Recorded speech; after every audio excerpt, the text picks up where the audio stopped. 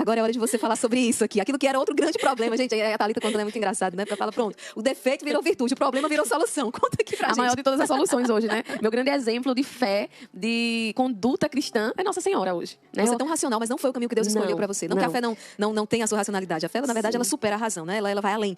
Mas não foi o caminho que Deus escolheu, né? Não. O Senhor, ele tem sua pedagogia, como a gente falava, né? Eu dizia assim, meu Deus, eu preciso estudar. Mas eu estudava só minha fé. Eu não estudava a fé católica. Porque eu não queria saber o que eu ia descobrir lá. Eu tinha medo. E aí o Senhor disse assim, peraí, não vai estudar não?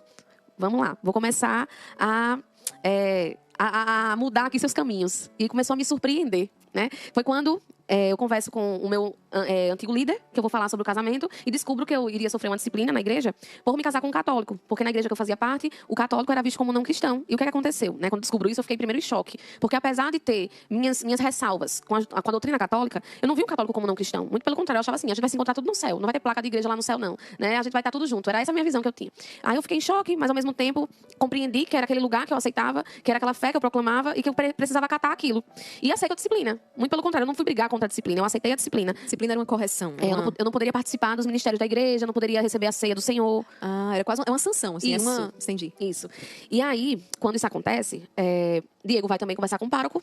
E aí a resposta é totalmente diferente. Meu irmão, vocês podem sim casar aqui na igreja. A gente faz um casamento misto. Ela vai ser muito acolhida. E a gente faz o casamento de vocês. Quando o Diego traz aquilo, eu já fiquei assim, constrangida. Primeiro, Jesus, eu não acredito. Aí, além de ter que você tinha pra dar, não era fácil. Além de ter que dar com a notícia que, assim, a igreja vê ele como não cristão, como é que eu vou convencer Diego de que ele vai ser aceito nesse lugar? Quando o meu líder diz assim, adia esse casamento. Porque se você adiar, quem sabe daqui pra lá, Deus converta o coração dele. E na minha cabeça, eu disse, não, Diego já é convertido. Diego é um cristão. E ele olha pra mim e diz assim, minha irmã, Diego pode ser moralmente um homem bom pra você, mas ele é um não cristão. E aí eu não aceito o que ela fala. Eu disse, não, Senhor, isso não tem sentido. Mas ao mesmo tempo, eu não dou o braço a torcer de que minha igreja está errada e eu vou agora para a igreja católica, não. Eu vou aceitar a disciplina. E aí quando o Diego traz a informação, eu digo, então vamos fazer o seguinte. Ele fala para mim que estaria disposto a casar na minha igreja, mas que quando ele fala, e eu digo para ele que eu vou sofrer, se eu casasse na igreja civil, no casamento civil, ou na igreja que eu fazia parte, eu ia ser disciplinada de qualquer maneira. Não era sobre casar na igreja católica que haveria disciplina, era sobre casar com um católico. Então, quando ele me fala sobre o casamento misto, eu entendo que ele não ia sofrer, porque ele não ia perder a comunhão. Sim. Se ele casasse no civil ou na igreja que eu fazia parte, ele ia perder a comunhão. Eu disse, não. Aí foi meu ato de amor por ele. Se um dos dois pode ser salvo da lesão, que você seja salvo da lesão. Porque onde eu casar, eu vou ser lesionada. Então a gente vai seguir na igreja católica. Aí foi minha primeira decisão. Vamos casar na igreja católica. Agora eu vou lhe dizer. O mais simples possível, viu? Não vai ter muita coisa católica no casamento, não. Uma cerimônia simples. Fale logo para o padre, que a gente faz um negócio bem simples. O mínimo que tiver que ter, mas aí... Não quero ter isso na mão, não quero nada disso. Não, primeiro, que quando a gente decide o casamento, eu digo pra ele, eu digo, olha, você me pediu em noivado. Eu já tinha dito pra você que eu não casava enquanto a gente não se decidisse. E você, com atrevimento, eu falei assim, ele ria muito, porque eu disse, com atrevimento, você me pediu em casamento. Então, agora, vai querer casar comigo, sabendo que a gente tem fé diferente, segue uma fé diferente, não quero terço nem imagem na nossa casa. Aí ele olhou pra mim, assim com São José, certo, meu amor, amém, não teremos terço. Isso vai me fazer sofrer muito, mas eu aceito. Tá certo, me aceitou muito fácil. Mal sabia eu do que estava por trás dessa aceitação e dessa calma. Paciência de São José. Tava lá, eu disse, certo, aceitou. Eu disse, pronto, então agora a gente vai casar na católica. Pouco tempo depois ele disse assim, olha, mas tem uma condição, a gente vai ter que fazer um curso de noivos. Independente de você não ser católica, a gente precisa fazer essa preparação para casar na igreja católica. Eu disse, tá certo, vamos fazer na paróquia daqui mesmo, que lá nas paróquias do interior é um curso de uma tarde, bem curto, resumido. Aí ele fez, não, eu queria algo mais completo pra gente, já que a gente já tem essa questão de casamento misto, quanto mais a gente conhecer, melhor. Aí eu olhei. Homem sábio. Aí eu disse assim, muito esperto você. Ele, mas não é não, porque a gente vai aprender sobre vida financeira, criação de filhos. Aí já me encantou, né? Eu quero isso mais completo mesmo. Eu disse, vamos lá. Aí a gente foi, lá em João Pessoa. A gente saía de 15 em 15 dias para ir para esse curso, lá em João Pessoa. No primeiro dia do curso, eu tive uma crise de choro, de ansiedade, acredito eu, na frente da igreja. Quando eu me deparo com a igreja católica, que ele estaciona o carro, as lágrimas. Eu digo, eu tô nervosa, meu coração tá acelerado. Ele faz, você quer voltar para casa? Eu disse, não, mas eu tô muito triste, porque eu tô negando tudo aquilo que eu sempre acreditei para me casar numa igreja católica. Isso me fere. Eu sentia que eu estava carregando culpa naquele dia. E aí, quando eu digo isso pra ele pergunta mais uma vez, você quer voltar? Eu digo, não. A gente tá aqui, a gente não vai se casar na igreja católica, eu não já decidi. Eu não vou voltar atrás da minha decisão. Vamos fazer o que é necessário. Vamos fazer o curso de noivos. E isso, quando a gente ia pro curso de noivos, já era uma discussão, né? Porque eu perdi o culto. Que o curso de noivos era de 2 horas às 5 horas da tarde. O culto era às 6, não dava tempo de chegar em Rio Tinto. Eu disse assim, além de estar fazendo um curso de noivos na igreja católica, onde é perco o domingo do Senhor. Aí já ia reclamando pra casa o caminho todinho.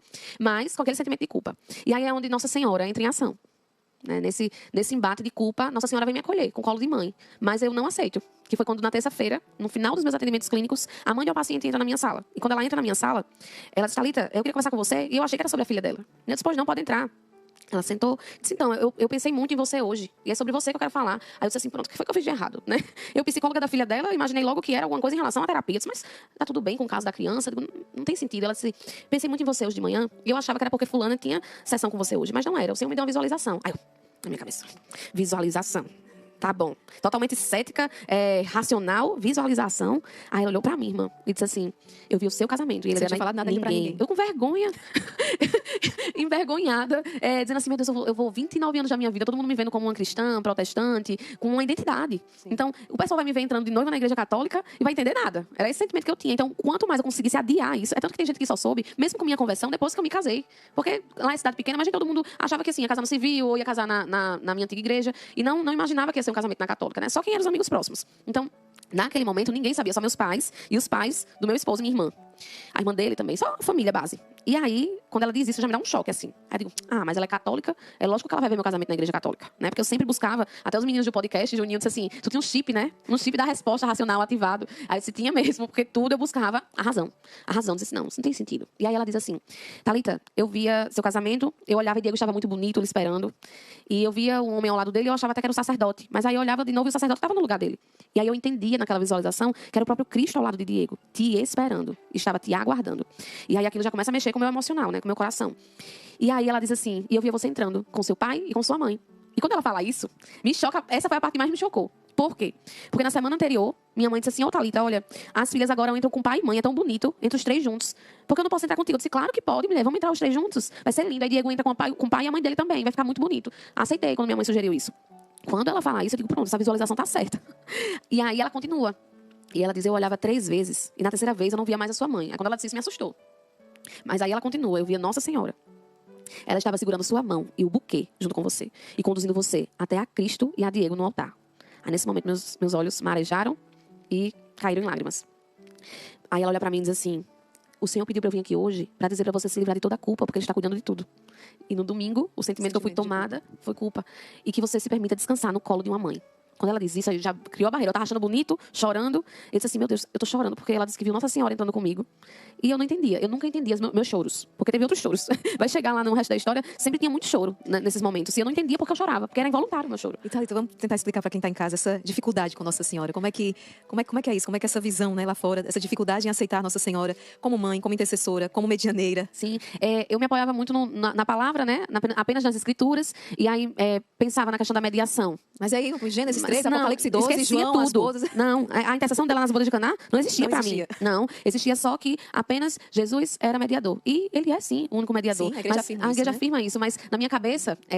né, que eu fui criada acreditando, é que a igreja católica era uma igreja idólatra. E essa idolatria via justamente por Nossa Senhora. A idolatria era ela. Tinha a questão dos santos, mas os santos eram coadjuvantes. A maior idolatria era Nossa Senhora. Então, eu cresci acreditando nisso porque eu não entendia a diferença de adoração para veneração. Porque, lembra que eu falei que só é possível amar aquilo que a gente conhece? Sim. Então, eu não conseguia amar porque o que eu conhecia era totalmente... diferente do que é a realidade. Então, foi passada uma imagem para mim da Igreja Católica totalmente diferente do que ela verdadeiramente é. Né? E eu comecei a criar uma versão à Igreja Católica pelo que eu acreditava que ela era, e não pelo que ela verdadeiramente era, porque eu não conhecia. E qual é a verdade sobre Nossa Senhora que hoje a Thalita conhece? A verdade que eu conheço é que existe uma mãe que intercede por nós verdadeiramente. E assim, não abandona seus filhos.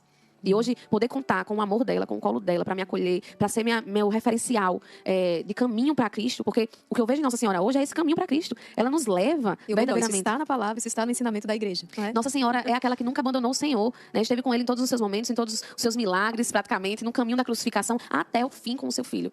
E da mesma maneira ela faz conosco. Ela está conosco até o fim, intercedendo por nós. E hoje, eu sempre quando me perguntam assim, quem é Nossa Senhora agora para você? Eu digo, esse exemplo maior de fé, né? Porque quem mais do que Nossa Senhora amou Nosso Senhor Jesus. Aí eu vi até um artigo do padre Paulo Ricardo semana passada, que o título era assim, bem chocante. Jesus carrega 100% do DNA de Nossa Senhora. Aí eu, que lindo. Agora é lindo, né? Antigamente eu ia ler e dizer, que conversa? Aí hoje eu olhei e disse, meu Deus, é isso, 100%, que é uma coisa que inclusive eu vou contar também no final, que me fez não compreender a questão do sonho que eu tive no final, que eu vou contar, é porque eu não entendia porque eu fiz uma oração em nome do Senhor Jesus. Sim. E nada acontecia, e quando eu oro em nome de Maria, acontece. E eu não entendia. E depois o Senhor me dá essa luz, esse entendimento, que é porque Ele vai usar o meio que Ele quiser para realizar a sua obra. Sim. E além disso, o seu sangue veio através de sua mãe. O sangue precioso de Cristo veio através de sua mãe. Então, assim, não tinha sentido eu acreditar que Nossa Senhora era só uma mulher que foi escolhida para carregar apenas o Salvador. Apenas isso, o nosso Salvador, só isso. E ser igual a mim e a você, que era a visão que eu tinha. Ela é como qualquer uma de nós. E eu disse, Jesus, me perdoa. Foi a primeira coisa que eu pedi perdão na confissão, irmã.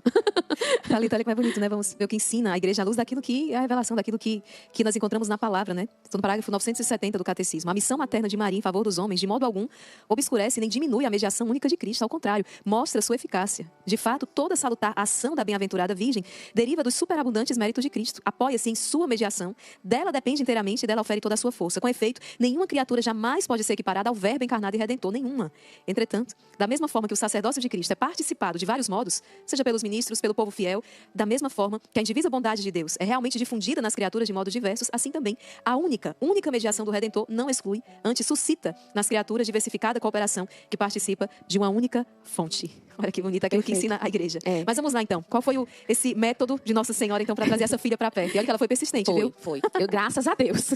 Graças ao seu grande amor, porque eu digo assim, o Senhor foi muito misericordioso com a minha vida, né? Porque eu rejeitava em todos os momentos, eu não aceitava aquilo que estava acontecendo e eu queria não crer naquilo. Eu queria buscar uma resposta racional para aquilo que acontecia. E aí quando ela termina de falar, irmã, ela deixa a passagem bíblica de João, né? Eis aí a tua mãe, eis aí o teu filho. Eu disse assim, igual uma bomba, ela deixa para mim assim. Ela fala e diz assim, o Senhor mandou te entregar essa palavra. A mãe da paciente entregou essa palavra? Sim. No final que ela fala da visualização, que ela diz que o Senhor manda descansar no colo de uma mãe, ela deixa essa palavra. Então, assim, foi igual uma bomba pra mim, assim. Eu saí de lá, sabe quando a gente tá tão impactado que a gente chega a ter raiva daquilo? Eu saí dizendo assim pra mim mesma, entrei no carro, liguei o carro, aí eu disse assim, aí a lágrima descia, eu dizia, claro que eu vou deitar no colo da minha mãe, que eu não sou órfã, minha mãe tá em casa, vou chegar, vou deitar no colo dela, e eu tenho mãe, mas minha mãe da terra, né? Eu dizia assim, eu tenho mãe, e eu vou deitar no colo dela quando chegar em casa. Mal sabia eu que minha própria mãe, durante esse processo todo, também nunca de conversão... Nossa Senhora. Nunca deixou Nossa Senhora e seria usada por ela. Thalita está se referindo à passagem de João 19, 25 e seguinte, gente. Perto da cruz de Jesus, permaneciam de pé sua mãe, a irmã de sua mãe, Maria, mulher de Cleopas, e Maria Madalena. Jesus, então, vendo a mãe perto dela, o discípulo a quem amava, disse à mãe, mulher, eis aí o teu filho, e depois disse ao discípulo, eis aí a tua mãe. E a partir dessa hora, o discípulo a recebeu em sua casa. E olha só como é importante, seu discípulo amado, né? O quanto nós somos amados do Senhor também, para o Senhor nos deixar a sua mãe, né? E quando eu olho para isso hoje, eu digo, meu Deus, onde é que eu estava? Quando a gente conversava, eu dizia assim, irmã Raquel, o que me deixa revoltada é porque hoje, quando eu leio a Bíblia, leio o catecismo, leio a tradição da igreja, eu digo, onde é que eu passei 29 anos? Onde é que isso aqui estava? Essa riqueza estava durante 29 anos da minha vida. Estava em lugares intocáveis, porque não me era permitido ir além, né? Então, eu jamais iria me permitir pegar no catecismo para estudar e ver o que a igreja realmente prega e não o que as pessoas falam da igreja. Mas é por causa disso aqui, Thalita, né? Segunda carta de São Pedro, capítulo 1, versículo 20. Antes de mais nada, saber isto, nenhuma profecia da Escritura resulta de interpretação particular, pois que a profecia jamais veio por vontade humana, mas os homens impelidos pelo Espírito Santo falaram da parte de Deus. São Paulo, na carta a Timóteo, na primeira carta, capítulo 3, versículo 15, ele vai apontar a igreja como fundamento e coluna da verdade. Então, a igreja, através do seu magistério, tem essa autoridade para interpretar essa palavra. O que não acontece, né, nas demais denominações, onde essa interpretação, ela, digamos que é usurpada e, de certa maneira, torna-se equivocada, né? Mas vamos lá. Ela acaba sendo utilizada da maneira como é cabível para mim, né? Como ela me ajuda, me auxilia. Isso exclui, inclusive, a tradição dos apóstolos, né? Que a própria palavra fala. Eu nunca escutei, irmã, eu tenho 29 anos de protestantismo. Eu nunca ouvi esse versículo. Igual a gente fala sobre Nossa Senhora, né? Não se prega sobre as bodas de Caná. Não se prega sobre a importância. É mais fácil ser pregado sobre Eva do que sobre Maria, né? Então, assim, ela é excluída, literalmente. Aí, quando a gente vai conversar, alguns dizem até assim, não, mas ela é muito... A gente respeita muito. Mas respeita como? Em qual lugar ela está sendo colocada? Sabe? Que respeito é esse? Eu não entendia isso. Eu dizia assim, o respeito está dentro do meu coração. E ponto. Mas não é sobre isso. Não, o Senhor honra sua mãe em todos os momentos da sua caminhada. E porque quem somos nós para não honrá-la? Então, quando isso acontece, né? Quando eu leio primeiro a questão da tradição sobre a própria palavra, ainda vem assim, que só a Escritura, né? Que eu digo assim, meu Deus, na Bíblia, quando eu descubro também, foi outro boom na minha cabeça, que a Bíblia não fala somente a Escritura, né? Eu digo, onde é que se embasa isso, quando nem a própria Bíblia se diz isso, mas se exclui a tradição que a Bíblia fala. Sim. E aí, assim, quando a irmã fala sobre as diversas interpretações que cada um vai tendo, se torna essa bagunça na nossa cabeça, e a gente vai bebendo dessas fontes, por ser igrejas protestantes, e a gente acha assim, as igrejas protestantes são irmãs, mas a católica não. Então, o que outra igreja protestante diz, que às vezes não é nem a minha denominação, eu vou tomar como verdade, mas o que a católica diz, não. É tanto que a católica, para mim, não foi opção. Na época, o seu noivo, né, disse, você tem uma visão anticatólica, você ficou chateada. Chateada, foi uma discussão nesse dia que ele falou. Olha, 2 Tessalonicenses, Thalita, 2 Tessalonicenses 15, aqui, capítulo 2, versículo 15, né? Portanto, irmãos, ficai firmes, guardai as tradições que vos ensinamos, oralmente ou por escrito. Perfeito. Irmãos, vocês fiquem voltando esse vídeo e anotem, anotem essas passagens e se aprofundem Você mais. nunca tinha visto essas passagens, né? Não, eu descobri depois que me tornei católica. Eu disse assim, aí o pessoal diz assim, a Bíblia é diferente do católico. Aí não era, essas passagens não eram, não. Eram as mesmas, mas nunca foi falado, nunca foi pregado sobre isso. O Scott Hahn, né, quando foi ensinar João 6, que começou a se desesperar e ligar para os mestres dele, foi os mestres diziam, Scott, pula essa página aí, pula essa, não vá se deter nisso aí, não. Não convém para o conhecimento que a gente tem, para o que a gente quer pregar, não. Sim. Isso aqui não, então deixa passar. E aí, nesse dia, né, eu chego na casa da minha mãe, e quando eu conto pra minha mãe chora. E eu digo, ai meu Deus, mãe, isso é o cultivo de amor por Nossa Senhora. Porque o que acontecia? Minha mãe, protestante, depois que meu pai, né, vai pra igreja católica, porque eu fui batizada na igreja católica, e depois do meu batismo, praticamente, a gente sai, junto com meu pai. E aí meu pai sai da igreja, se afasta, passou 25 anos sem ir pra igreja nenhuma, e fica eu, minha mãe e minha irmã, indo juntas pra uma denominação. E aí, nesse processo, eu cresci com minha mãe. Chegava dia de Santa Rita de Cássia, que é a padroeira da nossa cidade, aí ela dizia assim, todo ano, quando começava a procissão, as coisas ela fazia, a bichinha de Santa Rita sofreu tanto. Aí eu olhava pra ela e dizia, minha filha, você não imagina o quanto ela foi uma mulher sofredora. Ela sofreu pelo seu marido, depois ela sofreu pelos filhos e se manteve fiel.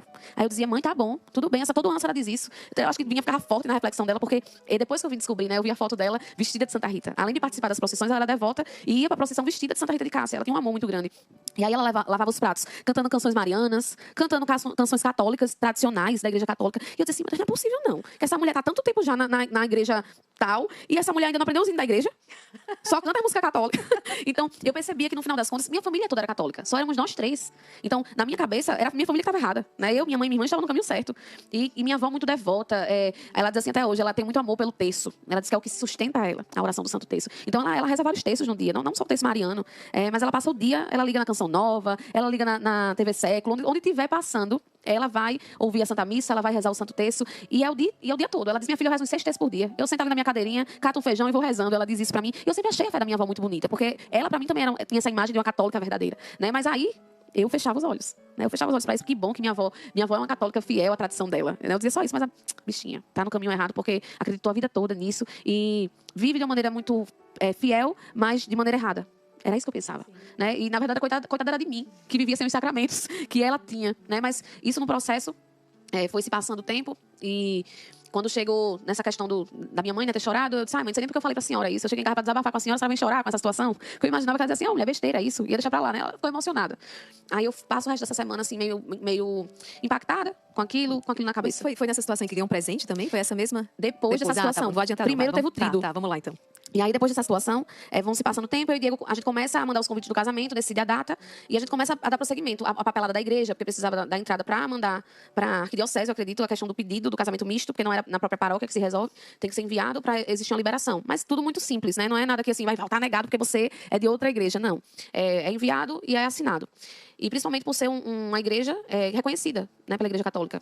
E aí, quando isso acontece, a gente começa a dar prosseguimento às coisas, e aí eu digo ao meu antigo líder, ao antigo pastor, que eu realmente decidi me casar na igreja católica já, porque eu queria livrar Diego de ser lesado, já que eu ia ser de todo jeito. Porque se a igreja tinha decidido assim, eu ia decidir por Diego, porque Diego ia continuar recebendo a comunhão, eu não iria fazer isso com ele, de casar no civil, só porque eu e Diego não vamos ser lesados, eu não aceito casar na igreja católica. Muito pelo contrário, eu via o sacramento do matrimônio de maneira muito real, da maneira como eu acreditava, né? Não dá pra casar errado, eu não vou casar errado com o Diego. Ele realmente é a pessoa que eu quero passar o resto da minha vida. E a seriedade do sacramento do matrimônio que eu via na igreja católica, né? Era ela que eu queria viver. Então, pra mim, não tinha problema de casar lá, porque a visão que a igreja católica tinha do casamento, pra mim, era real, era necessária, era verdadeira. Então, ela não entrava em conflito com os dogmas que eu tinha dificuldade, né? Era algo fácil para me lidar com o casamento na igreja católica. Não era difícil. Só era difícil o fato de eu ser protestante tanto tempo e não estar casando na minha igreja. Isso era difícil, mas casar na igreja católica não me feria, né? Porque, para mim, o que a igreja entendia do sacramento, beleza, estava ótimo. Mas aí acontece que vão se passando os processos e Diego diz assim, chega a sexta-feira da Paixão do Senhor e Diego diz, amor, eu vou tocar na missa lá em João Pessoa. Vamos comigo pra não ir sozinho? Olha a cilada, irmã, cilada boa. Ele diz assim, vamos comigo pra não ir sozinho? E aí eu digo, vamos, porque eu vou tocar na missa. Aí nem tinha explicado que era o trido, né? Que era a missa mais longa, que teriam o final de semana, sexta, sábado e domingo. Eu não entendia. Tanto que quando eu contei o testemunho pela primeira vez, eu falo, gente, eu fui pra missa da sexta-feira, o pessoal tudo, é trido. Eu disse, ai, que bom. A catequese acontecendo comigo. Aí eu fui aprendendo também a partir do momento que eu contei o testemunho, porque eu não entendia. E aí eu fui com ele, começou a celebração. Um padre muito sensato, fez uma homilia belíssima. Eu disse assim, esse padre sabe das coisas. Eu fazia assim, era isso que eu sentia. Porque eu nunca tinha ido para uma missa, tinha ido uma vez há muito tempo, quando um amigo meu faleceu. E um grupo se reuniu para ir, aí eu acabei indo, isso eu era bem nova. Mas não tinha ido mais para a igreja, né, para a missa. E eu achava a missa uma repetição, que usava um jornalzinho, que lia. Eu não entendia o que acontecia na missa. Que ficava em pé e sentava. Aí eu já fui para lá com esses pensamentos, assim, eu vou para acompanhar ele, não é para viver a missa. Não é para viver a Santa Missa. E aí, quando eu vou com ele, que isso acontece, o padre faz a homilia, eu já me sinto tocada desde a homilia. Aí eu disse, não é possível não, que esse padre sabe tanto não. Que ele pregue tão bem assim. Eu digo, não é possível, eu não vim buscar isso aqui. E aí já sou constrangida, começou aí. Quando ele termina, ele diz assim, vamos ficar de pé, vamos contemplar agora o Cristo crucificado. E aí, quando isso acontece, canta a canção Belíssimo Esposo. E eu começo a sentir meu coração constrangido com o sacrifício de Cristo, olhando para uma imagem. Aquilo que eu passei a vida toda tendo aversão. Vamos olhar as notas de rodapé. Dificuldade com imagens. Vamos lá. Essa era, irmã, essa era uma das mais fortes, mais duras para mim. Porque eu disse assim, gente, imagem de gesso, que é isso? Eu vou estar me ajoelhando, orando diante de uma imagem, ou eu vou estar pedindo intercessão. Que coisa sem fundamento. Era assim meu pensamento. Quando eu olho para o Cristo crucificado, começo a chorar. E eu estava na celebração me camuflando, viu, irmã? Porque eu me camuflava. O que o católico fazia, eu fazia. Eu fiquei em pé, eu ficava. Isso pra ninguém perceber que eu não era dali. Eu era muito esperta. Eu digo assim, ninguém vai perceber que eu sou protestante, não. Porque tem protestante que às vezes é convidado para ir para uma missa e fica assim, sentado, não faz parte do rito, né? Eu não, eu ficava em pé, eu sentava. Assim, ninguém aqui vai saber que eu não sou desse lugar, não. Vou fazer as coisas aqui. E aí eu ficava olhando assim o que as pessoas estavam fazendo. Eu levantava a mão, botava a mão, sentava, fazia tudo. Quando isso acontece, do choro, todo mundo estava em pé, eu me sentei. Automaticamente. Porque eu me senti constrangida de estar chorando. Porque no momento que eu choro para a imagem, eu tenho esse discernimento da representação que a imagem estava tendo. Aí eu disse, não acredito não. Que eu estou vendo essa imagem, não como uma idolatria, mas como uma representação que me fez recordar do sacrifício. Uma conversão realmente católica, cheia de nuances. Insights acontecendo o tempo todo. Gente, isso aí é uma verdadeira aula. Olha aqui, Catecismo da Igreja Católica, citando exatamente com base na Sagrada Escritura. Pode abrir, Thalita. Parágrafo 2129. Olha isso aqui, parágrafo 2129. O mandamento divino, não é? Ele começa citando, não farás para ti imagem esculpida de nada. E aí ele vai explicar o que significa. O mandamento divino incluía a proibição de toda a representação de Deus por mão do homem. O Deuteronômio explica, no dia em que o Senhor vos falou do meio do fogo no Horebe, não vistes figura alguma, guardai-vos bem de corromper-vos, fazendo figuras de ídolos de qualquer tipo. Deuteronômio 4, 15 e 16. Eis aí o Deus absolutamente transcendente que se revelou a Israel. Ele é tudo, mas ao mesmo tempo ele está acima de todas as suas obras, citando Eclesiástico 43. Ele é o princípio e autor da beleza quem as criou. Sabedoria 13. No entanto, desde o Antigo Testamento, Deus ordenou ou permitiu a instituição de imagens que simbolicamente conduzissem à salvação operada pelo Verbo encarnado. Como, por exemplo, como quando mandou Moisés fazer a serpente de bronze, a Arca da Aliança, os querubins, né? Pensando toda aquela controvérsia, mas Êxodo 20 proibiu fazer imagens, mas Êxodo 25 ele está mandando esculpir os querubins.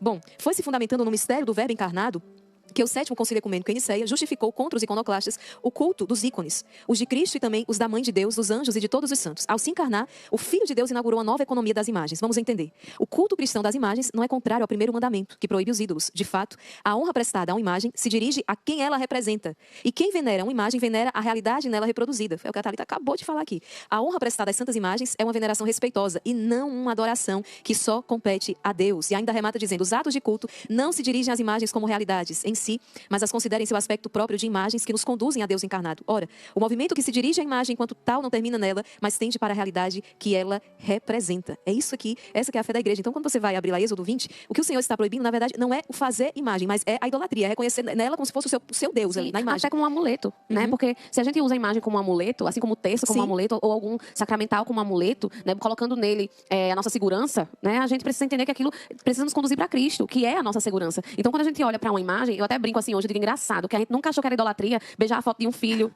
né? Beijar a foto de um pai, assim, meu Deus, beija a foto. Consciente não é da saudade. É uma representação da imagem. Não tá ali, porque você beija essa foto com saudade. Né? Mas porque ela te faz recordar, né? E hoje eu sempre faço eu digo, a imagem é uma fotografia que faz recordar também. Enquanto a gente precisa dessas janelas, né, Thalita? Porque não sei se percebeu que no mosteiro é imagem para tudo que é lugar. E a madre é de caso pensado, não é por acaso. Ela fala, não, nós estamos num mundo tão caótico, de tanta luxúria, tanta impureza, que ela faz questão de colocar a imagem do sagrado em todos os lugares, que para onde vocês se voltarem, vocês se lembrarem a todo instante do céu, da santidade, do sagrado. Não tem como não recordar quando a gente olha para uma imagem. Eu sempre digo assim, a gente acha que assim, vai colocar ali uma imagem parada e ela vai ficar só lá, né, naquele lugar, e não é para isso. É igual a Santa Missa. A Santa Missa, quando ela acontece, toda vez vai sacrificar Jesus. Não, ela nos recorda. O sacrifício é único. O sacrifício de Cristo é único e ela nos recorda desse sacrifício. Eu digo hoje, o quanto eu me tornei uma cristã melhor após me tornar católica, porque hoje eu não me esqueço mais do sacrifício.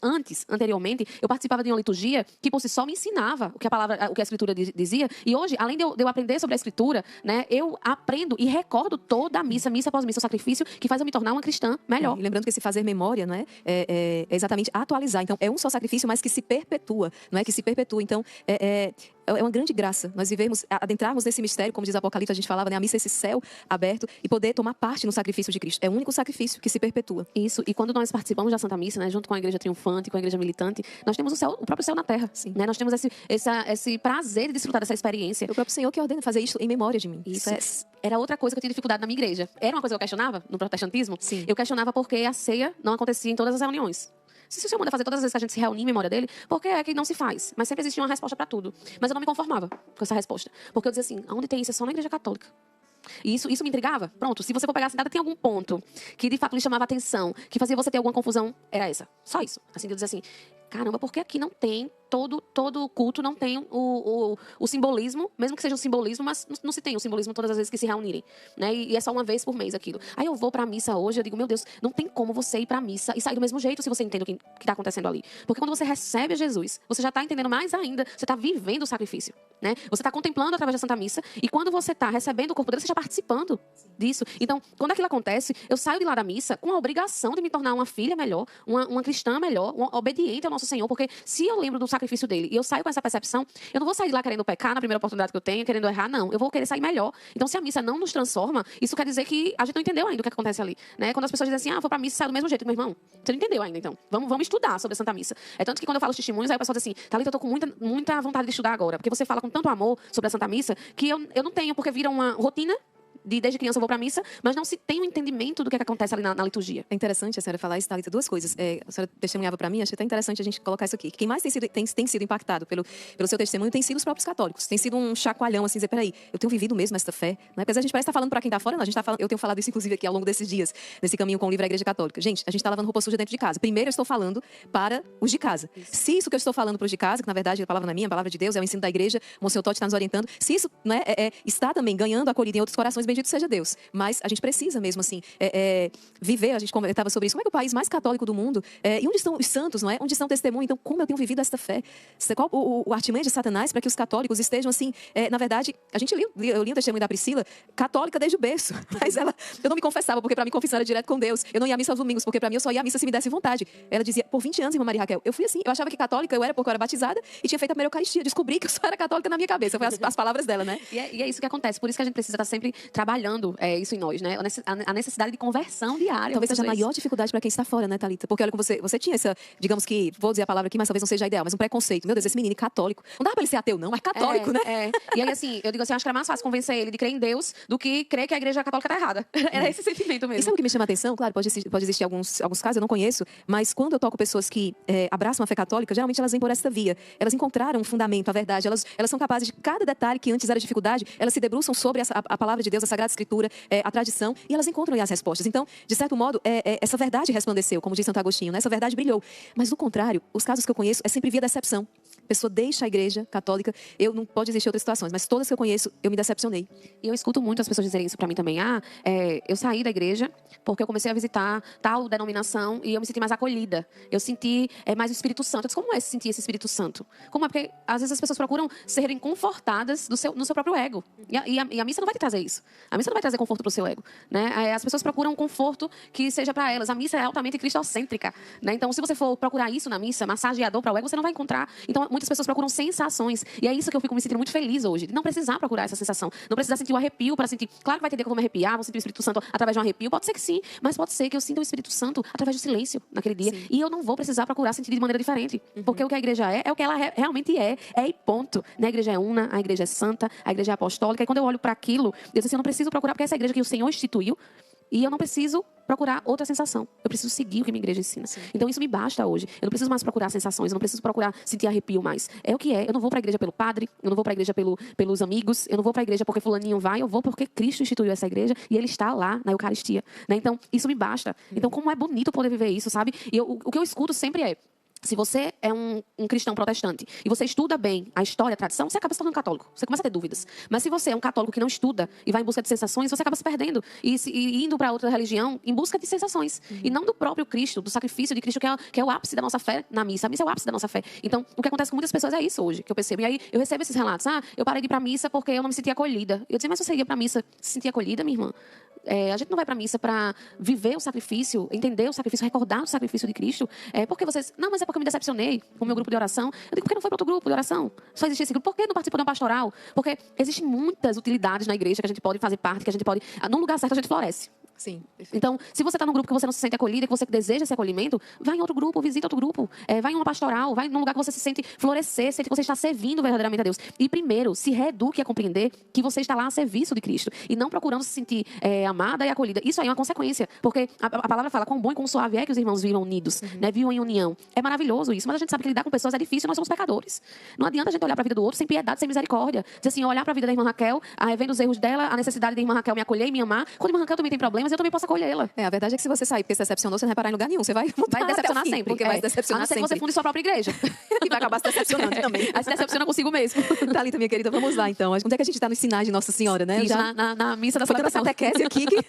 Não, esse testemunho, sempre que eu vou contar ele, a gente nunca adentra nas questões bíblicas, né? Porque ele já é longo. E hoje a gente está tendo essa riqueza aqui, que oportunidade. E o Senhor sempre renova, né? Eu sempre falo que cada momento que eu sou chamada para contar esse testemunho é diferente. Então hoje já está sendo algo totalmente novo, né? E que bom, vou assistir várias vezes. Até eu mesmo vou assistir várias vezes para aprender de novo o que é que a gente está conversando aqui. E não esquecer. Por isso que eu estou dizendo que vocês anotem a referência, depois leiam a Bíblia de vocês, vocês abram em casa também. Não fique só no ouvir, né? Vocês ouvem, anotam, aprendem e depois passam para outra pessoa. Dizem, eu aprendi isso aqui, que a igreja prega isso. Aí você vai aprender mais ainda. Quando chegar em outra oportunidade, você não vai nem precisar abrir o caderno, já vai saber defender a fé, sem nem ler, né? Porque a gente vai aprendendo assim, conforme a gente vai reproduzindo esse aprendizado. Então, quando acontece isso da celebração do Senhor, a gente tem uma comadre, hoje é a nossa comadre de casamento, que ela é coordenadora, e ela diz assim, Thalita, eu vou coordenar um seminário de vida no Espírito Santo.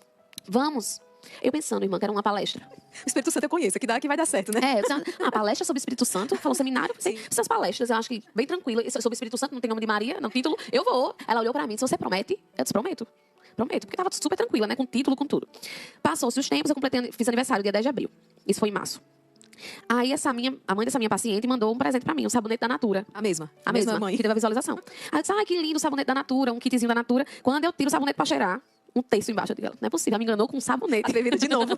Que atrevimento. Me enganou com um sabonete. Cheguei em casa, escondi o terço embaixo da roupa. Ninguém pode ver isso aqui, pelo amor de Deus. Pronto, minha irmã vai dizer agora que eu tô católica. Vou esconder isso aqui, escondi. E aí, eu lembro que quando eu vi, eu disse, mas que atrevimento, mandou um terço. Ela manda uma mensagem pra mim, diz assim, irmã, me perdoe pelo atrevimento. Ela tá aqui. Senhor, o Espírito Santo tá sendo muito rápido em levar essas informações. E aí ela diz assim, no momento oportuno, seu futuro esposo irá lhe ensinar a utilizar. Aí eu disse, nunca. Não vou querer rezar terço. Vã repetição. Era isso que eu dizia. Eu achava que o texto... Eu não entendia que o texto era contemplativo. Que é o texto? Vamos falar para quem talvez seja de uma outra denominação cristã e não sabe o que é o texto. Ou até um católico que às vezes, de fato, utiliza como uma repetição. É uma oração entediante, né? Isso é a oração lá da minha avó. Eu nunca vou rezar isso hoje em dia. Vamos lá, o que é o texto? Gente, o Santo Texto é um instrumento. A gente sabe que antigamente os cristãos, eles contavam com pedrinhas, né? Eles contavam com pedrinhas para eles não se perderem nas orações. E o texto nada mais é do que a contemplação dos mistérios da vida do nosso Senhor. E aí, o que é mais cristão do que isso aqui? Contemplar a vida do nosso Senhor. E eu sempre digo, uma coisa que eu aprendi com o padre Paulo Ricardo, que a Ave Maria é uma canção de fundo dessa contemplação.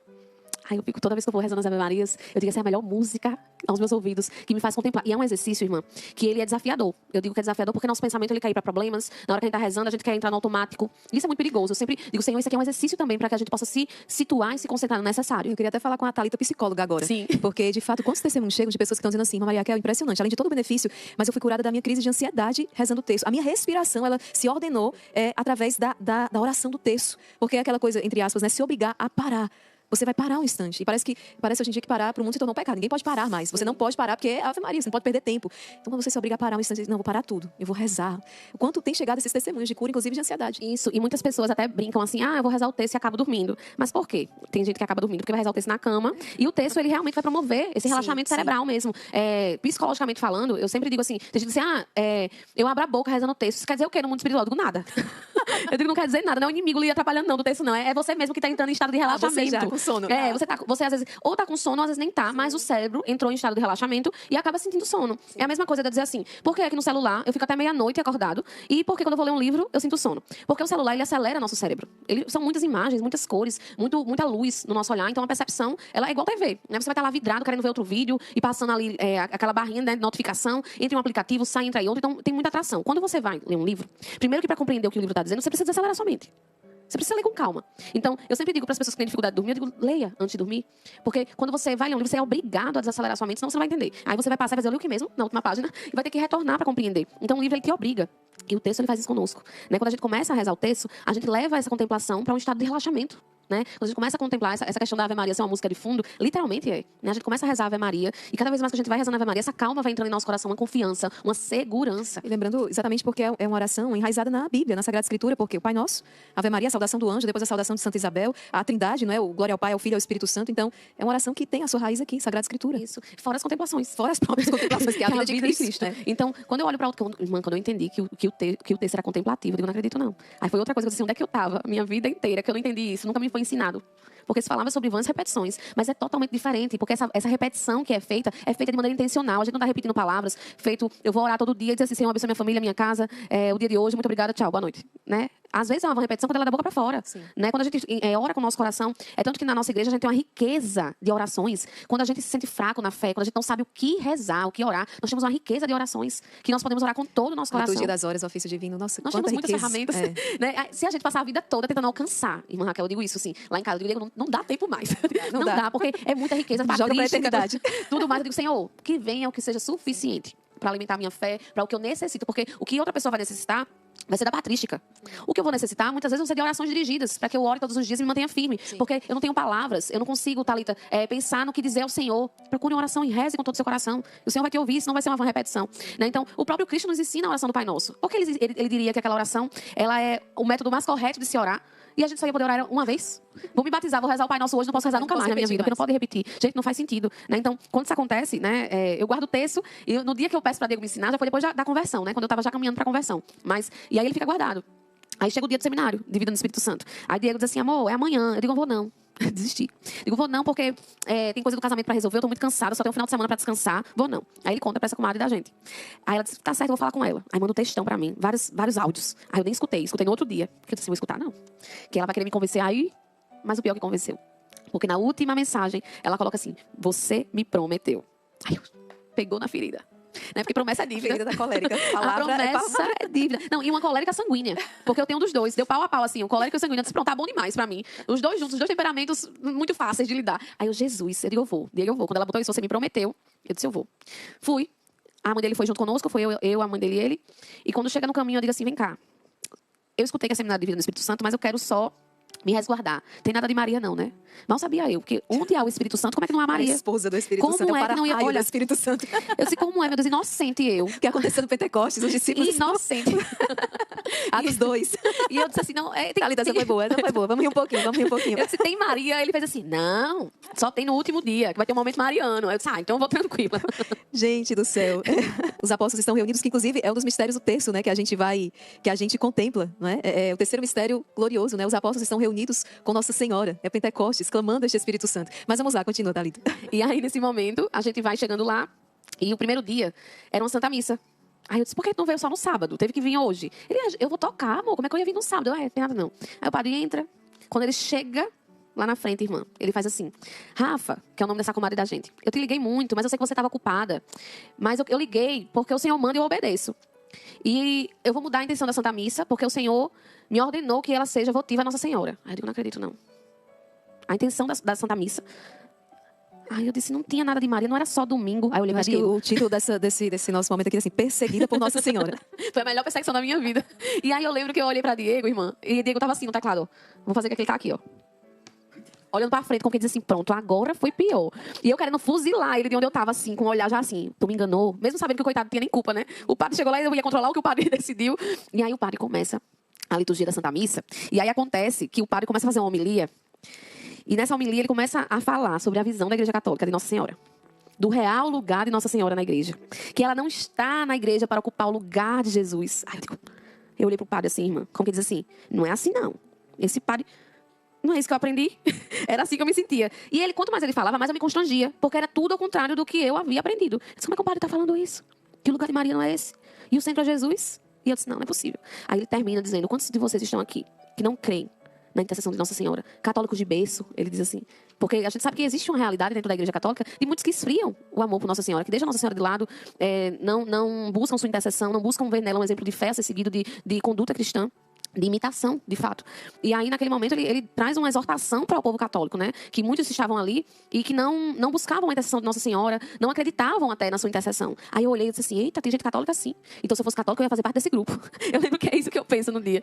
E aí, ele termina a homilia, eu já fiquei meio assim, constrangida, dizer assim, esse padre também sabe das coisas. Foi o mesmo padre da celebração da Paixão do Senhor. A Padre Cláudio. E eu amo as homilias do Padre Cláudio, até hoje. E quando ele fica em pé, ele diz, vamos louvar? Aí fica todo mundo em pé. Aí começa, eu me consagro a ti. Aí eu disse, pronto. Já conhecia a música, assim, que sempre escutava, né? Todo mundo que é católico postava bastante essa canção. Eu já conhecia. E aí eu digo, eita, lá vem. E eu tô em pé, vou ter que cantar. Pra me camuflar, eu vou ter que cantar. E quando começa, né? E vai me recordando de tudo que a mulher falou pra mim, a mãe da minha paciente, do que ela me contou sobre meu casamento, sobre o colo da mãe. E porque começa, caso não sabeis, que eu sou da Imaculada, caso não sabeis, tem uma advogada. Só que já foi órfão, sabe o valor do colo de mãe. E eu lembro que nessa hora eu começo a chorar. Assim, copiosamente. Eu começo a chorar e quando chega nesse refrão, que a bateria vira, começa a cair um toró, irmã de chuva. Toró. Toró, gente, pra quem conhece toró. Muita chuva, chuva em Toró quer dizer abundância. quantidade grande de chuva. E caiu muita chuva. E o teto era de brasilite lá, fazia muito barulho. E eu não sabia mais o que era choro, o que era lágrima, o que era chuva. Eu entrei num momento de êxtase. E eu só chorava, agora que nem uma criança. E eu não me sentei, depois eu sentei. O mesmo movimento que eu fiz na Paixão do Senhor, eu fiz. E eu lembro que minha sogra fazia assim. Católica, ela fazia assim, como que diz assim, tô vendo nada, deixa essa menina viver isso aí. Eu olhava de lado, mas sempre respeitosa, né? A família de Diego também sempre muito respeitosa, sempre respeitaram o meu posicionamento. E assim ela ficou lá, caladinha, igual o filho, né? Quietinha no lugar dela. E aí fomos pra casa, e pro apartamento. Aí nesse dia eu dormi muito bem. Eu lembro que eu cheguei, fazia uma semana que eu não tava dormindo bem, com insônia à noite, e eu dormi muito bem. Aí eu disse, será que essa lágrima lavou minha alma pra eu estar dormindo tão relaxada? Quando eu acordei no outro dia, eu não acreditei que eu tinha dormido tão bem. E a gente sabe que a própria missa em si, ela também é cura para as nossas almas, né? Então, o que eu vivia ali eu não entendia ainda, e mesmo assim o Senhor trouxe um processo de cura para mim, porque o Senhor ele age independente muitas vezes da nossa vontade, né? A minha abertura não estava tão boa, mas eu me permiti viver aquele momento, né? Na hora que ele aconteceu, eu chorei e saí, por isso que eu falo que teve muito choro, porque eu chorava e eu não entendia porque eu estava chorando. Aí sabe o que eu dizia? Eu dizia, é a melodia. É a melodia, essas melodias elas são preparadas para o nosso emocional. Essas são preparadas para o emocional da gente se comover, por isso que eu chorei. Só que quando a melodia ela faz a gente chorar, ela causa um choro contido. Eu chorava copiosamente. E eu querendo culpar a melodia. E não o amor de Nossa Senhora por mim, que estava me constrangendo já. Fomos para o apartamento, no outro dia a gente vem de novo. Quando a gente vem, aí de manhã foi um momento de palestra sobre pecado, sobre santidade, sobre diversos temas. Aí fomos almoçar, voltamos para a parte da tarde. Na parte da tarde houve um momento de cura e libertação. Quando começou a cura e libertação, eu lembro que as irmãs da intercessão ficam ao redor, umas rezando com o texto, umas fazendo suas orações. E eu lembro que eu me senti assim, eu digo, tá parecendo aquelas igrejas que o pastor vem fazer a revelação e toca na gente, do jeito que eu fosse, será que eu vou cair? Eu lembro que eu brinquei assim, depois dizendo a Diego, quando começou aquele momento, eu disse assim, vão tocar em mim. Eu já fiquei assim, não toca, não toca, não toca. E eu fechei meus olhos e eu lembro que eu fiz uma oração, eu disse assim, Senhor, eu quero ter esse momento contigo, porque não importa onde eu esteja. O Senhor Deus da minha vida. E não importa onde eu esteja, eu quero aproveitar todos os momentos contigo. E assim comecei minha oração, né, aproveitando tudo que eu tinha aprendido pela manhã. Uma manhã de bênçãos, as palestras, muito boas. Não tinha Maria, né? Tava muito bom. As palestras lá bem quietinhas, eu tava achando ótimo. Quando de repente chegou uma menina, mais baixinha do que eu, e olha que eu sou baixinha, mais baixinha do que eu, toca no meu ombro. E ela não era intercessora. Quando ela toca no meu ombro, ela diz assim, ela manda te dizer que está muito orgulhosa de você. E que no dia do seu casamento, você entre com o texto que ela te deu. Inclusive, eu trouxe o texto e deixei no quarto. Trouxe pra mostrar, que eu nunca levei também para os testemunhos. Mas eu trouxe o texto hoje, depois eu posto foto. Mando foto pra cá, porque se alguém quiser colocar. Mas eu lembro que quando ela disse isso, veio ao meu coração que era aquele texto que eu tinha ganhado. E ela termina. Quem contou pra ela, né? Quem contou? Não, fiquei assim mesmo depois. Vou chegar nessa parte, porque eu fiquei assim, será que Diego contou para os irmãos da comunidade, para rezarem por mim, porque eu tinha ganhado um texto. E que eles rezaram e acabou que essa menina sabia dessa história e veio aqui dizer isso a mim. Só que eu acho que a menina não era nem dessa comunidade. Tinha vindo de fora, para participar do evento do seminário de vida do Espírito Santo.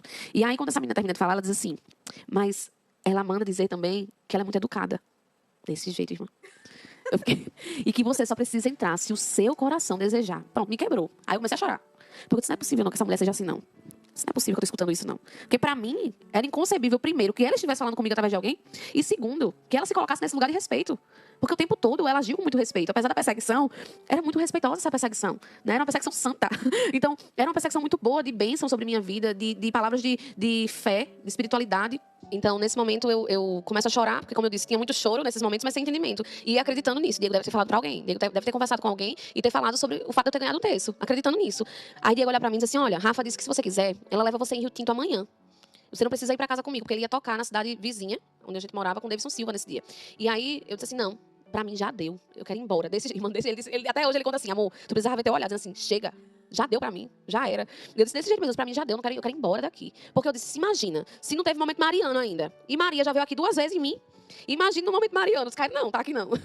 E aí eu lembro que finalizou a tarde com um momento de adoração ao Santíssimo Sacramento, e a gente foi embora pra casa. Deixei ele no aeroporto pra ir de van com os músicos e fui de carro com minha sogra. E aí, nesse caminho, minha sogra sempre conversa muito, a gente foi conversando. Chegou um momento que ela foi em silêncio e eu comecei a orar. Eu sempre gosto muito, inclusive, de orar quando eu viajo, contemplando a natureza, porque eu sinto que a natureza me aproxima muito do Senhor, né? Contemplando as maravilhas que o Senhor fez. Eu ficava assim, olhando para o céu e dizia, olha, meu Deus. Desse jeito, eu conversando. Porque uma coisa também que eu sou é intencional nas minhas orações. Eu não oro, como é que eu posso dizer, com meias palavras. Eu dou nome às coisas quando eu vou orar. Eu também sou intencional nas minhas orações. Eu aprendi isso, né? Que eu preciso dar nome às coisas, dar nome ao meu pecado, dar nome aos meus desejos. Se coincidir com o que o Senhor deseja, ótimo. Se não coincidir, que a vontade dele prevaleça. Mas eu vou falar de fato o que eu desejo. Então, naquele dia, eu fiz uma oração sincera ao Senhor. Eu disse, Pai, pra mim é impossível amar a sua mãe como essas pessoas amam. Eu não me vejo amando Maria. Mas se for da tua vontade, me ensine. Porque pra mim, não existe possibilidade. Não vejo, não consigo enxergar essa possibilidade. Mas, por favor, eu lembro que, meu Deus, que atrevimento pedir isso ao Senhor. Mas eu pedi. Mas, por favor, me dê uma experiência pessoal. Não coloque ninguém pra falar comigo, não. Desse jeito. Como é que a pessoa passa por uma experiência dessa? Quem é católico, normalmente está ali, eu já tinha me convertido na primeira. Na visualização da mulher ali, eu já estava pronto. Nossa Senhora, eu sou teu. Eu digo, mas pra mim, não. 29 anos acreditando em algo e modificar esse algo, precisava apesar de tudo, de toda a mística que acontecia, precisava de razão para acontecer. Quando isso acontece, né, eu faço essa oração, vou embora para casa. Quando é no final de semana, isso foi no final de semana, quando é no outro final de semana, aí meu líder me chama, né, na igreja. Você vem para o culto hoje? Eu disse, vou sim, para o culto. E aí foi quando eu recebi uma carta me direcionando que a igreja havia decidido, na verdade, me excluir, me expulsar. E caso eu não cancelasse o casamento. Lembra que eu falei no começo que se tinha uma certeza que eu tinha, é que eu iria casar com o Diego. Então, quando isso acontece, eu saio do lado da igreja muito chocada, que eu não imaginava que uma igreja iria expulsar alguém, excluir alguém. E aí eu saio chorando muito, muito pra casa. Eu lembro que eu soluçava de chorar. E Diego chorava de um lado e eu do outro. Porque ele sentia culpa, depois ele fala pra minha mãe, eu fiquei me sentindo culpado, porque parecia que aquilo aconteceu por conta da minha chegada na sua vida. Eu disse, não é culpa sua. Eu fiz escolhas conscientes sobre isso. E eu não volto atrás das minhas escolhas. Eu não vou cancelar casamento pra não ser excluída. Muito pelo contrário. Esse não é o papel da igreja. Só que eu senti assim, irmã Raquel, que quando eu saio de lá, que o Senhor tem me abandonado. Era essa a sensação. Porque eu disse assim, se o Senhor permitiu que isso me acontecesse, é porque o Senhor me deixou. Porque eu não orei pedindo ao Senhor a conversão de Diego. Além de eu não converter Diego, o Senhor ainda me tira da igreja. E ainda faz ele passar por isso comigo, porque Diego estava lá na hora que a carta foi lida. Então, se ele não ia se converter e sair da igreja dele, que me acolheu, agora que ele não vai sair mesmo. Não vai ter jeito, não, dele se tornar cristão protestante, não. E aí saiu chorando. Quando eu chego em casa, aí quando eu digo que o Senhor sempre usava, e Nossa Senhora sempre usava a minha mãe, para trazer o amor dela como mãe para minha vida. E aí minha mãe senta no sofá e olha para mim, irmã, e diz assim, minha filha, Jesus jamais faria isso com você. E eu estava orando em pensamento. Era uma oração mental que eu vinha fazendo de Mamanguape para Rio Tinto. E minha mãe chega perto de mim e diz assim, Jesus jamais lhe abandonaria. Jesus jamais faria isso com você. Quando ela fala isso, foi igual um bálsamo. Me acalmei o coração. Parece que o choro, a intensidade do choro fez assim, um sopro. E aí minha mãe decidem não ir mais. Porque eu disse assim, mãe, não fala para painho. Porque se vocês quiserem continuar indo, não vai ter impedimento. Vocês vão para a igreja e quem foi exclusa fui eu. E minha irmã disse não. Aí ele entra em contato com ela e diz assim, estamos sentindo sua falta. E ela disse, eu estou muito triste pelo que aconteceu com minha irmã. E eu não aceito o que aconteceu com ela. Porque eu não aceito o fato de toda a igreja não estar disciplinada. Eu queria saber, inclusive, porque toda a igreja não está disciplinada. E ele faz, como assim, minha irmã? A igreja toda está disciplinada.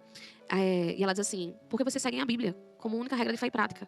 Mas, se vocês seguem a Bíblia, o mandamento do Senhor é amar a Deus sobre todas as coisas e ao próximo como a ti mesmo. E ninguém amou minha irmã. E ele diz assim, não, mas não tem como eu disciplinar toda a igreja. Ela disse assim, ninguém mandou mensagem para ela, ninguém a amou. Então, por que todos não estão disciplinados por não amar? Desse jeito. Ele não falou mais. Depois dessa vez, ele nunca mais conversou, né, com ela sobre nada. E eu lembro que isso foi uma virada de chave para minha irmã também. Né? Ela compreende isso, porque ela não entra no processo de conversão junto comigo. Né? Ela tem os próprios conceitos dela, a razão dela, e ela começa a construir essa visão, já de que o que foi feito não foi correto na antiga igreja. E aí, quando isso acontece, eu chego em casa triste, como eu falei, minha mãe fala isso, eu acalmo o coração. Vou passar a semana, e aí eu digo a minha mãe para não contar para meu pai, né, como eu falei. E minha mãe conta. Aí meu pai mandou uma mensagem para mim, e diz assim, minha filha, eles estão corretos. Siga seu marido. Eu digo, eu não acredito que meu pai está me dizendo isso de maneira tão fácil assim. Siga seu esposo. Vá ser feliz na igreja junto com ele. Aí eu disse, tá, amém, pai. Mas assim, só para não entrar na discussão, né? Quando chega no sábado, meu pai diz assim para minha mãe, Beta, engoma a roupa da gente pra gente ir pra missa amanhã. 25 anos sem ir pra uma igreja. Ele pede, eu não sei, até hoje, eu nunca perguntei para ele, nunca conversei com ele. Se foi um ato de cuidado, por saber que minha mãe não ia mais pra igreja. Se foi um ato de assim, fizeram isso com minha filha e agora minha família vai servir na igreja católica. Porque meu pai via em Diego também o testemunho de Diego. Meu pai sempre dizia assim, Diego é um menino muito bom, é um católico fiel. E aí, por isso, quando eu falo que o testemunho arrasta, é porque o que Diego foi fazendo na nossa vida, através do testemunho dele, a graça, ela superabundou, né? Porque quando a graça do Senhor chega, ela não fica só em nós, ela sai superabundando ao redor da gente, né? E eles foram para a igreja e começaram a ir. Desde esse dia, não faltaram uma missa aos domingos. E eu ainda me arrastando. Meu pai com minha mãe, dizendo assim, tô desigrejada, né? Aquela ovelha desgarrada. Eu digo, eu vou contigo para a missa hoje. Mas como quem diz assim, eu tô sem igreja mesmo. Fui para a missa com ele. Aí eu ia dizer assim, ai, Jesus, aqui não é o meu lugar. Por que tá acontecendo isso comigo? Me lamentando. Quando chega na outra semana, chega a padroeira. Semana da padroeira de Rio Tinto. Dia 22 de maio. Santa Rita de Cássia. Quando chega o dia da padroeira, uma amiga faz assim, Thalita, eu posso dormir na sua casa? Porque eu tô com crise de ansiedade hoje, meu filho não tá comigo. E só mora ela e o filho. Eu disse, pode. Aí só tinha uma cama, porque a outra já tava na casa que eu tava construindo. E ela pega, dorme na cama com a minha irmã. Se tu dorme na cama com a minha irmã, que eu vou dormir no sofá-cama. Aí ela disse, então tá certo. Aí fiz um chá pra ela de camomila com maracujá. Eu lembro, não esqueço desse dia.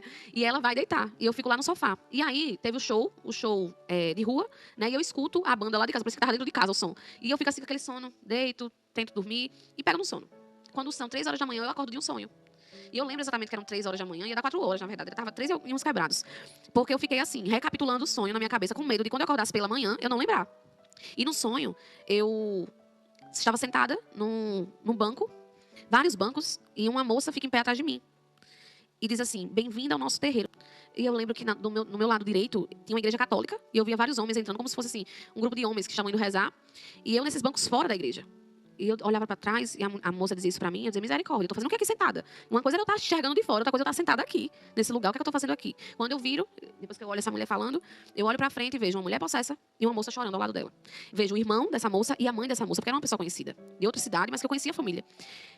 E eu dizia assim, ninguém vai fazer nada por ela não, ela tá chorando. E uma mulher possessa tá do lado dela e ninguém se mexia. É como se estavam todos catatônicos. E eu dizia, depois eu vou orar por ela. Aí eu bem corajosa, né? Para enfrentar os demônios da mulher, eu disse assim, vou levantar. Eu disse, não sonho a gente é corajoso. Será que na vida real, meu Deus, eu ia ter essa coragem? Lá vai eu. O sangue de Jesus tem poder. O sangue de Jesus tem poder. O sangue de Jesus tem poder. Quando eu chego na metade do caminho, uma voz. Porque quanto mais eu falava, mais a mulher ficava possessa e mais a moça chorava. O ouvido ressoa no meu ouvido. Reza Ave Maria por ela. Aí eu parei. Eu lembro que eu parei no sonho, literalmente assim. Eu parei e disse assim, eu não rezo Ave Maria? Aí de novo, reza Ave Maria por ela. E eu olhava o desespero dela chorando. E a mulher, só vou ter que rezar Ave Maria. Eu faço. Ave Maria, cheia de graça, o Senhor é convosco. Bendita sois vós entre as mulheres e bendito é o fruto do vosso ventre, Jesus. Isso caminhando. Santa Maria, Mãe de Deus, rogai por nós pecadores, agora e na hora de nossa morte. Amém. Quando eu falo amém, a mulher possessa cai no chão. E a menina para de chorar. E aí eu não entendo nada. Eu digo, como assim? Aí o irmão dela acorda, a mãe dela acorda. E eu digo, como assim? Eu orei pelo sangue de Jesus. E a mulher possessa... Não, o demônio não saiu. Ou o espírito mal que estava nela. Ou o que é que estava... Eu não entendi o que estava acontecendo ali. E por que a Ave Maria saiu? Eu disse, não, Jesus. Eu já estava no sonho, achando assim, sonho é uma heresia. Acho que na minha cabeça eu já estava brigando com o sonho que eu estava tendo. E eu não lembrava, irmã, quando eu acordei, que eu fiquei recapitulando. Eu entrava no carro com eles, ia embora e acordava. Que eu tinha pedido experiência pessoal ao Senhor. Eu não me recordava disso. Eu só recordei depois da confirmação, que eu vou chegar lá. E quando isso acontece, né, eu acordo, fico lembrando, aí vou dormir de novo, acordo de manhã já, recapitulando o sonho na minha cabeça. Eu sei aquele sonho, eu preciso lembrar. Fui tomar café. Quando eu sento para tomar café, eu lembro que eu fiquei assim... pensando, hoje é dia de Santa Rita de Cássia, eu fiquei confusa com esse negócio de santo, eu já tô ficando maluca com essas ideias da igreja católica, de tanto que eu tô nisso, e eu acabei sonhando com a Ave Maria em vez de Santa Rita. Era mais fácil sonhar de Santa Rita hoje, eu pensando, né? E aí, a campainha toca. Quando a campainha toca, eu digo, mãe, a campainha tá tocando, ela faz, tô lavando roupa. Vai lá ver quem é. Quando eu abro, minha avó, com a rosa de Santa Rita de Cássia na mão. Tinha acabado de vir da missa votiva matinal. E ela olha pra mim e disse, minha filha, é pra você. Porque eu estava na missa e o padre disse, entrega esta rosa a alguém que precisa de uma confirmação. E quando ele falou isso, eu escutei, minha netinha. Eu disse, a senhora tem várias netinhas, né, na minha cabeça. Mas ela sabia que a netinha era eu. Ela foi andando, ela tem 82 anos, minha avó, 83. Ela saiu da igreja andando e foi a pé lá na casa da minha mãe, entregar essa rosa. E eu lembro que eu começo a chorar. Muito choro, minha gente. Começo a chorar, chorar, chorar, chorar. E minha avó se abraça comigo e diz assim, receba essa confirmação, minha filha. Eu não sei que confirmação você precisa. Aí ela vai embora e eu entro pra casa com a rosa. E manhã arruma um vaso de flor, coloco ela. E outra coisa que eu não conto no testemunho é que depois que eu guardo essa rosa, toda madrugada eu acordava. E quando eu menos esperava, eu me deparava cheirando essa rosa. Toda madrugada. Até ela murchar, toda madrugada eu estava lá cheirando essa rosa.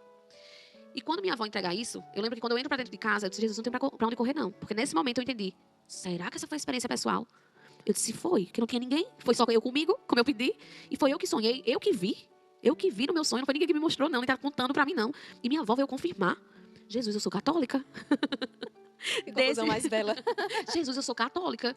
E nessa hora que eu entendi isso, eu disse assim, me ajude. Porque eu tinha deixado esse tempo todo sem estudar, vivendo essas experiências e sem querer estudar. E eu disse, Senhor, eu não preciso de estudo hoje mais para acreditar. Eu não preciso estudar patrística, eu não preciso estudar a história da igreja para acreditar. Mas eu quero estudar para defender minha fé. Porque eu sei que agora, mais do que nunca, Quando as pessoas souberem dessa mudança da minha vida, elas vão querer entender por que isso aconteceu. E eu não quero que elas entendam a partir apenas do meu testemunho místico, né, do que tem acontecido, mas que elas entendam racionalmente o que aconteceu. Então, peço ao Senhor isso e entro. Né? Que é quando eu deixo essa rosa, minha mãe arruma um potinho e eu coloco essa rosa. E aí eu começo a ir com o Diego pra missa, com mais alegria, com mais... Aí Diego começa a me ensinar, aí eu ganho o primeiro livro de Padre Denis. Ele traz Todos os Caminhos Levam a Roma. Aí depois me indica um banquete do Cordeiro. Ai, minha irmã. Não foi ladeira abaixo, não, foi ladeira acima. Quando eu leio o banquete do Cordeiro, era uma euforia ir para cada missa. Quando eu via os achados, né, dos mártires, que ele traz muita citação dos mártires, falando sobre a Santa Missa. Quando eu leio uma carta falando do culto antigo, que era a liturgia da Santa Missa. Sobre a primeira leitura, sobre uma leitura do Antigo Testamento, do Novo, e depois um Evangelho, dizer, Jesus, isso é a missa? E eu ficava cada vez mais assim, impactada com aquela verdade. Que diz assim, Jesus, onde é que essa riqueza estava? Onde é que isso estava escondido, né? Mas uma coisa que eu aprendi é que a igreja ela sempre esteve lá. E ela, todos os dados estão aí para quem quiser procurar, para quem quiser estudar, para quem quiser comprovar. Mas acontece que as pessoas não querem se aprofundar nisso. Né? Então, elas vão estudar só a parte da teologia que cabe ao que elas querem acreditar. Mas elas não vão além disso. Existe um limite para o que elas querem ler. Né? Eu estava até brincando assim, eu vou usar Santo Agostinho, mas eu vou ler só as 5 primeiras páginas, né? Eu não vou me debruçar no resto, não, porque só vale pra mim, o que ele contou aqui até as 5 páginas vale pra minha doutrina, mas o resto é católico, então eu não quero não. Então, Santo Agostinho vale até as 5 primeiras páginas. Então, quando isso acontece, eu digo isso ao Senhor, Senhor, eu quero aprender mais, eu quero entender mais pra poder falar com propriedade sobre o que eu creio, não porque eu preciso acreditar. E aí começa a minha jornada, né, do Santo Terço, pedir pra Diego botou logo uma catequese no telão de casa, na televisão, então, vamos entender primeiro o que é o terço. Depois a gente vai entender os mistérios. Aí ele foi passo a passo me ensinando de maneira muito paciente também. E foi me ajudando, né, na Santa Missa também, dizer, e agora? Eu me ajoelho, eu não vou receber a Eucaristia, mas eu participo do rito de uma maneira total. Eles participam sim, porque você vai fazer a comunhão espiritual. E quando eu passo até no estado de sofrimento por conta disso, toda vez ele comungava, ele chegava perto de mim e me dava a mão, para eu sentir menos sofrimento. E ali ele dizia, eu estou unido a você. Né? E eu sofria menos quando ele tocava a minha mão. Quando ele voltava, que ele tocava a minha mão, eu dizia, Jesus, que sofrimento de não estar recebendo ainda a Eucaristia. A Eucaristia. E aí esse processo começa, né? Eu digo, quero fazer catequese. Aí eu chego para o padre, eu lembro que antes era outro pároco, e eu lembro também uma coisa que ele falou, o padre Esaú, ele falou assim para mim, olhe, minha filha, porque eu chego assim e digo, padre, eu não entendo muita coisa da missa ainda. E ele diz, minha filha, a missa não é para você entender, a missa é para você contemplar. Contemple a Santa Missa. E aí é uma virada de chave. Aí depois muda de pároco, quando eu estou nesse processo, e é novo padre, quando chega também, eu começo a compartilhar com ele as minhas descobertas, o que está acontecendo. Eu digo, padre, eu queria ser coroinha. Mas que pena que eu não posso, porque eu queria tudo. Ele fez, você tá igual de Santa Terezinha, você quer o tudo. Eu disse, quero, padre, eu só não sou coroinha, porque eu não posso mais. Porque eu já sou casada, mas se eu pudesse, porque aí nesse processo ainda tem um casamento, né? E o casamento entrou com texto, entrou com Então, Nossa Senhora, e ainda aconteceu isso, deixa eu contar.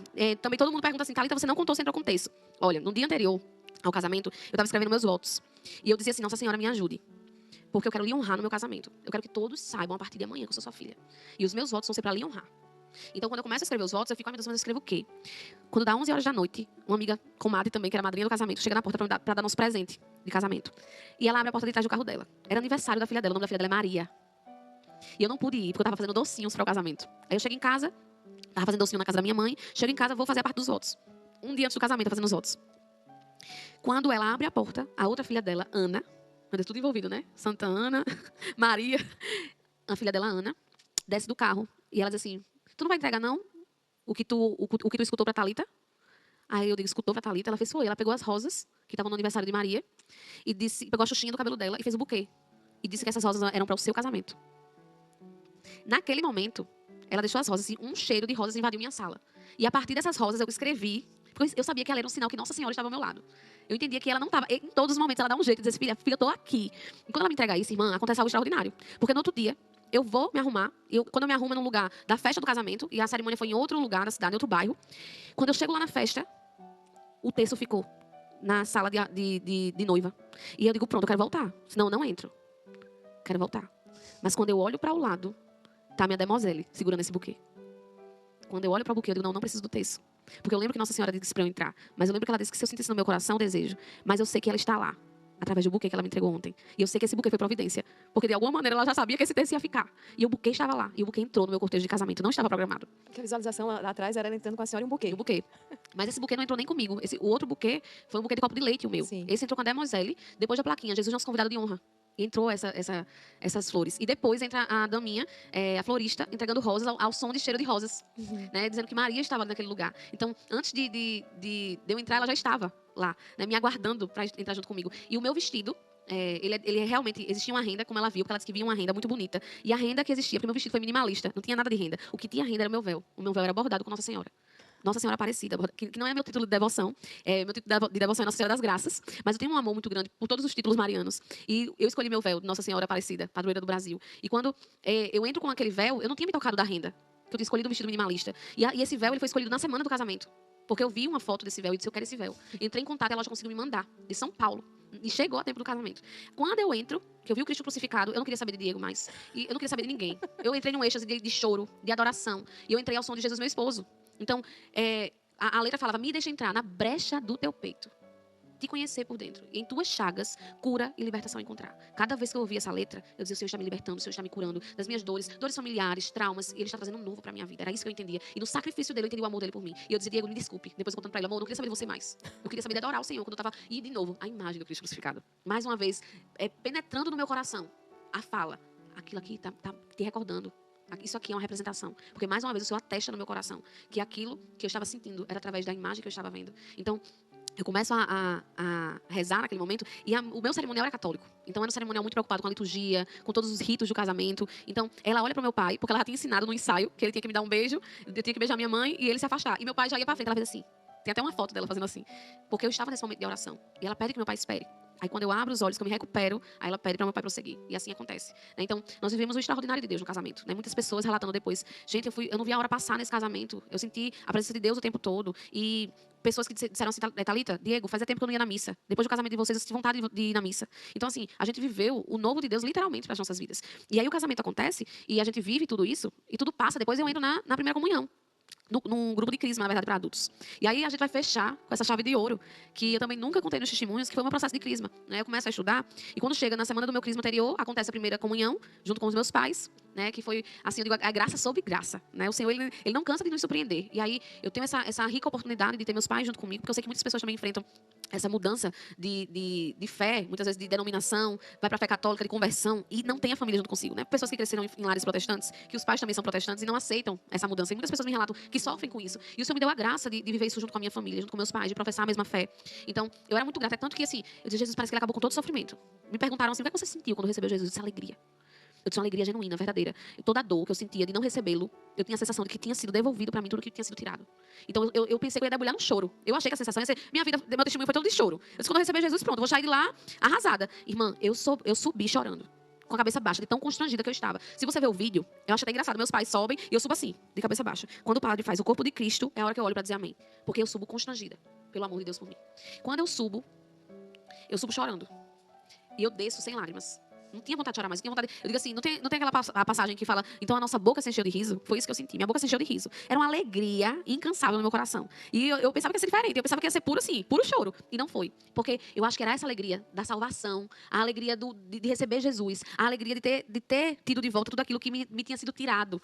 E aí meu coração só sentiu alegria quando eu recebi. Né? Então, eu recebo Jesus e na outra semana me crismo. Quando chega o dia do crisma, meu professor diz assim, olha, você vai ficar responsável pela leitura. Aí eu digo, tá certo, tá bem. Eu digo, Jesus, lá vai eu, 190 crismandos, fora os padrinhos, essa igreja vai estar lotada, eu só boto logo pra ler a leitura. Eu digo, mas tudo bem. Quando eu me desespero, aí eu digo, foi pior, não foi melhor, né? Aí, na hora a gente fala assim, foi pior, Jesus. Ele olhou pra mim, ligou pra mim, irmã, olha, não vai ser leitura não, você vai ficar com salmo. Eu digo, pronto. E lá na antiga igreja eu cantava no Ministério do Louvor. E eu dizia, pronto. Vou cantar salmo na igreja, vou ser salmista agora, porque vão querer me botar pra ser salmista. Mesmo no dia da minha missa de crisma, eu vou estar nervosa pra me crismar. E vou ter que cantar. Eu digo, Jesus, não acredito não. Quando eu abro, ele manda pra mim, eu vou lhe mandar se vai ser a liturgia do dia ou se vai ser a liturgia do crisma. Aí ele me manda a liturgia do dia. Quando eu e Diego, a gente abre, simplesmente magnífica. Eu disse, Nossa Senhora, a senhora está comigo no meu dia de confirmação. Eu digo, Nossa, a senhora é demais. Eu ficava assim, porque uma coisa que eu pedi, depois da minha conversão, foi, Nossa Senhora, não me deixe. Eu sei que a senhora já tem meu coração, mas não me deixe, não. Eu orava muito, minha irmã, eu orava tanto pedindo isso pra ela. Olha, não deixe de me oferecer experiência, não. Não que a senhora precise, não. A senhora não precisa me oferecer nada, não. Eu sei que a senhora é real, que a sua intercessão é real, mas não me deixe, não. É tão bom ter a senhora por perto. E ela sempre dá um jeito de mostrar que ela tá por perto. Então, no crisma não foi diferente. Aí depois ele liga. Diz assim, vai ser a liturgia do crisma mesmo. Eu digo, tá bom. Mas ela já mostrou que estava presente. Aí depois ele liga e disse, olha, perto da hora, eu já tinha ensaiado o salmo do Magnífico, eu tive que ensaiar outra canção. E depois, no dia de tarde, ele disse, olha, o bispo disse que a liturgia é do dia mesmo, porque a missa é evotiva, a Nossa Senhora. É uma missa solene. Então, ele não quer mudar, ele quer que seja... Aí eu digo, meu Deus, obrigada. Aí, além disso, ele diz, olha, você foi responsável pela homenagem ao bispo. Aí eu disse, não acredito, não. Eu já estava feliz, eu disse assim, pronto. Vou homenagear a figura, onde está o bispo, ali está a igreja, vou homenagear a figura da igreja. Eu já estava orgulhosa de fazer isso. E aí eu fiquei assim, peraí, vou me preparar para esse momento. Fiz a homenagem, quando terminou tudo. E ele disse assim, você vai entregar um texto missionário para ele, quando terminar essa homenagem. Aí eu fui, subi e entreguei o texto. Quando eu entrego o texto, eu já ia descer. né? Porque eu disse assim, ó, o bispo, ai meu Deus. Quando eu subo, que eu entrego o texto, ele abre os braços para me abraçar. E eu digo, Jesus, isso não para não na minha vida. Ele me abraça. E naquele dia, quando eu vejo aquela imagem, quando eu sinto aquele abraço, eu me sinto acolhida pela Santa Igreja. Né? Curou aquela exclusão lá atrás. Curou tudo, todas as dores, tudo que eu tinha sentido. E foi quando, mais uma vez, eu disse assim, Senhor, o Senhor não tira nada, não tirou nada de mim. Quando eu achei que eu tinha perdido, eu ganhei. Porque o Senhor me tirou para me dar algo melhor. Onde eu fui exclusa, eu fui aceita. Onde havia simbolismo, a presença real. Então, o Senhor me tirou o pouco para me dar o muito. O Senhor tirou o muito para me dar o tudo. Então, essa fé que eu professo hoje, né? Tudo que eu vivi, tudo que eu acredito que não precisa de validação, eu valido hoje, eu leio para poder defender, mas que a igreja é o que é. Né? E eu tenho essa convicção, isso. A gente está na igreja una, santa, apostólica, humana, e minha maior alegria hoje é ser católica, é saber que eu não estou só, é saber que eu tenho a intercessão dos santos junto comigo, é saber que eu tenho os sacramentos junto comigo, fortalecendo a minha fé. Então, eu tenho muito orgulho de ser católica e fico muito feliz porque realmente é lindo ser católico, né? E hoje eu sinto essa beleza de ser e saber o que é ser católico. Então, que todos nós possamos saber, né, quem nós somos, a nossa identidade de católicos, que possamos assumir com responsabilidade esse lugar, porque o Senhor instituiu uma igreja para nós e nós fazemos parte desta igreja de Cristo. Então, que a gente tenha orgulho disso, que a gente possa professar isso com fé, que a gente possa fazer valer tudo que o Senhor deixou para nós, né? Porque nós somos privilegiados, graças a Deus. Amém, amém.